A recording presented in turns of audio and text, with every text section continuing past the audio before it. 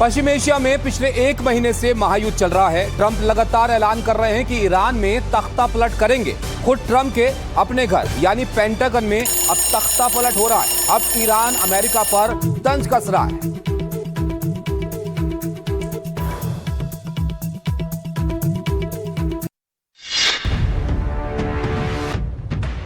Iran के missile हमले से बहरीन की सबसे बड़ी तेल रिफाइनरी बैबको यानी बहरीन पेट्रोलियम कंपनी जल उठी। बहरीन के सित्रा में स्थित रिफाइनरी में आग की लपटें उठती नजर आईं। यह हमला इलाके में तनाव और ऊर्जा आपूर्ति को बुरी तरह प्रभावित कर सकता है। हमले के बाद पेट्रोलियम कंपनी ने बयान जारी कर बताया कि ईरानी हमले के बाद तेल भंडारण टैंक में आग लग गई थी, जिस पर अब काबू पा लिया गया है। कंपनी ने यह भी दावा किया है कि इस घटना में कोई घायल नहीं हुआ और नुकसान का आकलन किया जा रहा है। दरअसल बैबको बहरीन की राष्ट्रीय तेल कंपनी है। बहरीन में अमेरिका का नौसेना सहायता केंद्र स्थित है, जो खाड़ी क्षेत्र में अमेरिकी नौसेना की उपस्थिति के लिए महत्वपूर्ण माना जाता है। लेकिन ईरान एक एक करके खाड़ी देशों में अमेरिका के करीबियों को निशाना बना रहा है। आगे बढ़ते हैं और अब आपको दिखाते हैं क्राइम से जुड़ी हुई 4 बड़ी खबरें। ग्वालियर में हिस्ट्री शीटर के घर के बाहर फायरिंग हुई है। कार सवार युवकों ने दहशत फैलाई। भोपाल में बदमाशों का आतंक, लोहे के पाइप डंडों से की गाड़ियों में तोड़फोड़, लोगों को धमकाया।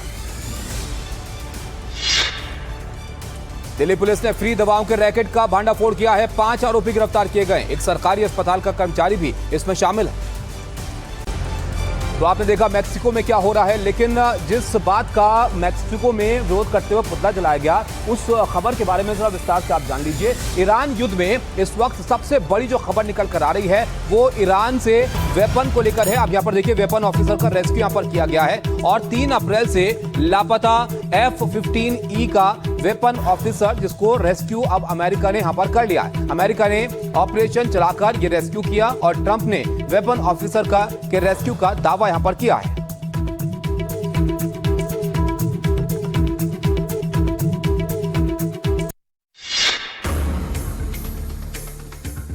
अमेरिका ने ईरान के जबड़े में घुसकर अपने वेपन ऑफिसर को ईरान की सरहद से निकाल लिया है। ट्रंप ने सोशल मीडिया पर इस मिशन को लेकर डिटेल जानकारी दी है और यह भी बताया है कि अमेरिका ने एक बार फिर दुनिया को अपनी ताकत दिखा दी है। अमेरिका का ये वेपन ऑफिसर ईरान के कोहगिलुयेह और बोयर अहमद के दुर्गम और बर्फीली पहाड़ियों में छिपा था। इससे पहले कि वहां ईरानी फोर्स पहुंचती, अमेरिका MQ-9 रीपर ड्रोन्स और दर्जनों लड़ाकू विमानों के सहारे ऑफिसर के पास पहुंच गया। ईरान ने दावा किया है कि इस दौरान उसने अमेरिका के 2 और विमान मार गिराए हैं। अमेरिका का दावा है कि तकनीकी खराबी की वजह से उसने खुद अपने 2 परिवहन विमान धमाके से उड़ा दिए, जिसके बाद अमेरिका ने फिर से 3 नए विमान भेजे और वेपन्स ऑफिसर को सुरक्षित बाहर निकाल लिया। जख्मी हालत में इस ऑफिसर को कुवैत के एक अस्पताल में भर्ती कराया गया है। एक और बड़ी खबर आपको बता दें, रेस्क्यू ऑपरेशन में CIA की अहम भूमिका अब यहां पर दिख रही है। CIA ने यहां पर रियल टाइम डेटा इसको लेकर शेयर किया है। CIA ने लोकेशन ट्रेस व्हाइट हाउस और पेंटागन को जानकारी यहां पर दी है। जानकारी मिलते ही अमेरिका ने यह स्ट्राइक यहां पर की और इस ऑपरेशन को अंजाम दिया गया।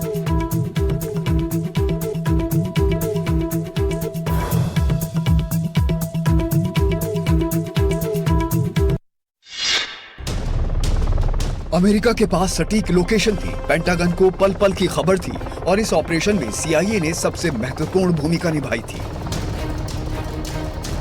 दावा किया जा रहा है कि ऑपरेशन की कामयाबी के लिए CIA ने फैलाया भ्रम का जाल, ऑफिसर को खोज निकालने का झूठ फैलाया, IRGC को चकमा दिया। IRGC गलत दिशा में ऑपरेशन करती रही। अमेरिका ने अपने वेपन ऑफिसर को निकाल लिया। अमेरिकी प्रशासन के एक वरिष्ठ अधिकारी ने दावा किया कि जैसे ही अमेरिका की खुफिया एजेंसी CIA को अपने वेपन ऑफिसर की लोकेशन मिली, व्हाइट हाउस और पेंटागन से ये जानकारी साझा की गई और ट्रंप प्रशासन एक्शन में आ गया।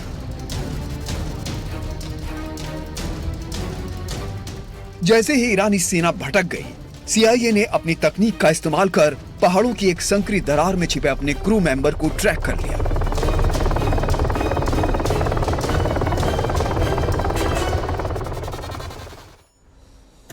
तो मुश्किल ऑपरेशन था और इस मुश्किल ऑपरेशन को अमेरिका ने कैसे अंजाम दिया है ये भी जरा आप यहां पर समझ लीजिए। ट्रंप का जो ऑपरेशन है वो कंप्लीट हुआ है और ईरान के एयर डिफेंस को चीरकर अंदर घुसा है अमेरिका और ऑफिसर की थर्मल सिग्नेचर से ट्रैकिंग की गई। पहाड़ियों में ऑफिसर का सुराग मिला और MQ-9 रीपर और A-10 थंडरबोल्ट का इस्तेमाल करके इस ऑपरेशन को अंजाम दिया गया। ऑफिसर के कुवैत पहुंचने का दावा किया जा रहा है।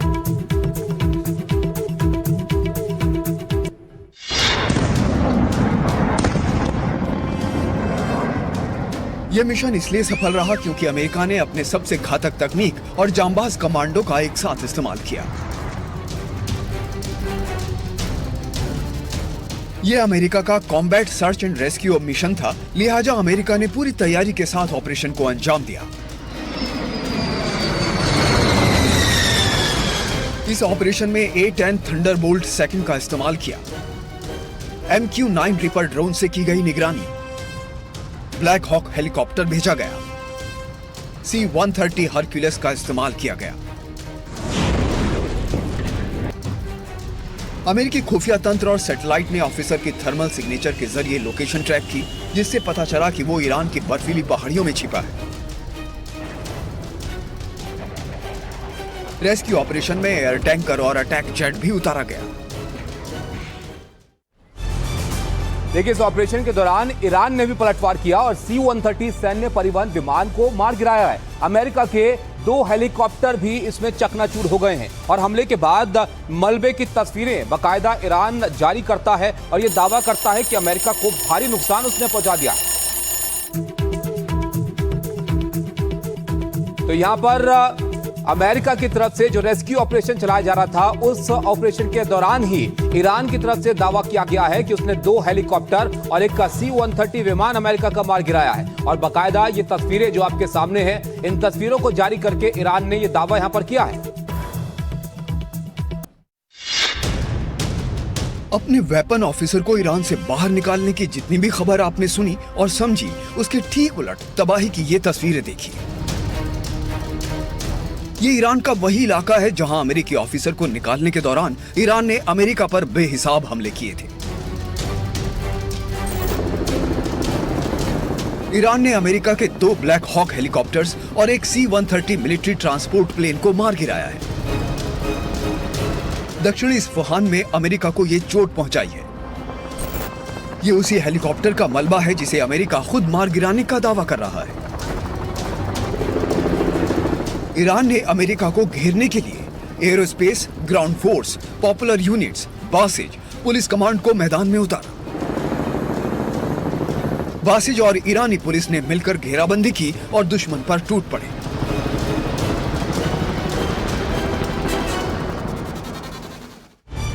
अब आपको इस पूरे घटनाक्रम की टाइमलाइन भी हम बता देते हैं कि कैसे इस ऑपरेशन को यहां पर अंजाम दिया गया, हुआ वहां पर क्या था। ये 3 अप्रैल से लेकर अब तक का जो पूरा घटनाक्रम रहा है, इसमें ईरान ने 3 अप्रैल को F-15E विमान को मार गिराया, इसका दावा उनकी तरफ से किया गया। लड़ाकू विमान में 2 पायलट उस वक्त सवार थे। एक पायलट का 3 तारीख को ही रेस्क्यू कर लिया गया और जो दूसरा पायलट था उसकी तलाश यहां पर शुरू की गई और पहाड़ों में दुश्मन की सीमा में दरअसल वो फंस गया, इस तरह की जानकारी निकल कर आई। दूसरा ऑफिसर, ईरानी फौज लगातार पायलट का जो है वो पीछा कर रही थी और अमेरिका ने पायलट को बचाने के लिए ये बाकायदा पूरी योजना बनाई और एक योजनाबद्ध तरीके से इस ऑपरेशन को अंजाम दिया गया। घातक हथियारों से लैस दर्जनों विमान ईरान में घुसे और दुश्मन के इलाके के अंदर, काफी अंदर जाकर इसको बचाया गया। रेस्क्यू किए गए वेपन ऑफिसर को कुछ चोटें यहां पर जरूर आई हैं, लेकिन रेस्क्यू कर लिया गया है। रेस्क्यू के दौरान दोनों देशों में जमकर गोलीबारी भी हुई है, जिसकी तस्वीरें भी काफी चर्चा में रही हैं, वो भी हम आपको यहां पर दिखा रहे हैं। अब आगे बढ़ते हैं और आपको हम दिखाते हैं कि 4 बजे की 4 बड़ी खबरें क्या है। असम से है। असम के विश्वनाथ में राहुल गांधी ने जनसभा की है। मुख्यमंत्री हेमंत बिस्वा शर्मा पर उन्होंने हमला बोला है और बताया भारत का सबसे भ्रष्ट सीएम। असम चुनाव में तेज हुई जुबानी जंग, असम सीएम हेमंत बिस्वा ने राहुल गांधी को कहा पागल। बरेली में अभी मुक्तेश्वर ने योगी सरकार को घेरा, मुख्यमंत्री योगी को बताया नकली हिंदू। यूपी के कुशीनगर से आईएसआईएस संदिग्ध गिरफ्तार किया गया है। एटीएस और दिल्ली पुलिस के स्पेशल सेल ने संयुक्त कार्रवाई की है। आगे बढ़ते हैं और एक और बड़ी खबर आपको बताते हैं। देखिए, ट्रंप की ईरान को एक और धमकी सामने आई है। 48 घंटे का अल्टीमेटम ट्रंप ने ईरान को दे दिया है। स्ट्रेट ऑफ हॉर्मुज़ नहीं खुला तो बरसेगी कयामत। ईरान खारिज कर चुका है ट्रंप का यह प्रस्ताव और इसके बाद एक बार फिर से ट्रंप पोस्ट करते हैं और बताते हैं कि मैंने 10 दिन की मोहलत दी थी, 48 घंटे बचे हैं। अगर डील नहीं हुई या हॉर्मुज़ नहीं खुला तो उसके बाद जो नतीजा है वो भयावह होगा। ईरान की संसद के राष्ट्रीय सुरक्षा आयोग के प्रमुख ने इस पर बयान दिया है। ट्रंप सिर्फ बार बार धमकी देते हैं। ईरान ट्रंप और उनके सैनिकों के लिए नर्क बना देगा।